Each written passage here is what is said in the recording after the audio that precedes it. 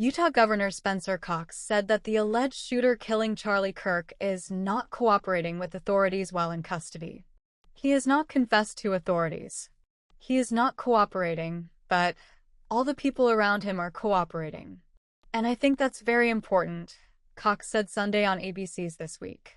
Authorities arrested 22-year-old Tyler Robinson last week in connection with the shooting after his father confronted him with images of the alleged shooter. "Tyler, is this you? This looks like you," Robinson's father asked his son, CNN reported, citing a law enforcement official briefed on the investigation. Robinson, with his father's encouragement, later turned himself in to police on Thursday night. Cox said that formal charges will be filed against Robinson on Tuesday.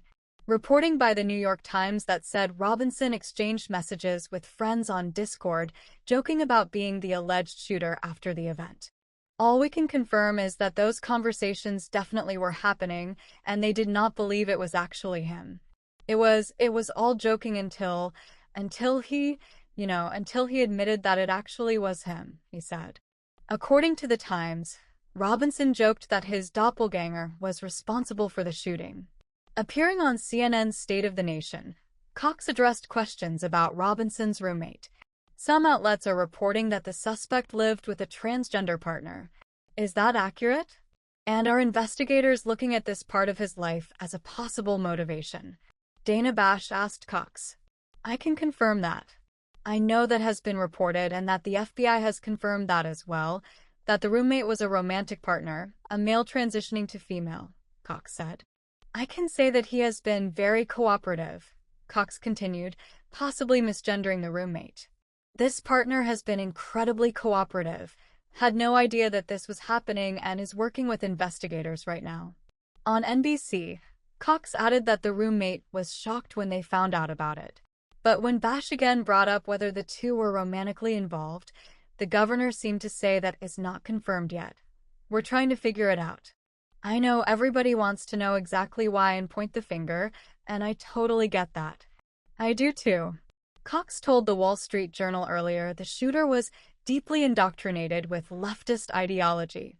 When Martha Raddatz asked Cox specifically about that comment on Sunday, the governor said that information has come from his acquaintances and his family members. Back on CNN, Cox, who last week after Robinson's arrest that he had been praying that the shooter was somebody who drove from another state, somebody who came from another country, said, "I really don't have a dog in this fight. If this was MAGA and a radicalized MAGA person, I would be saying that as well.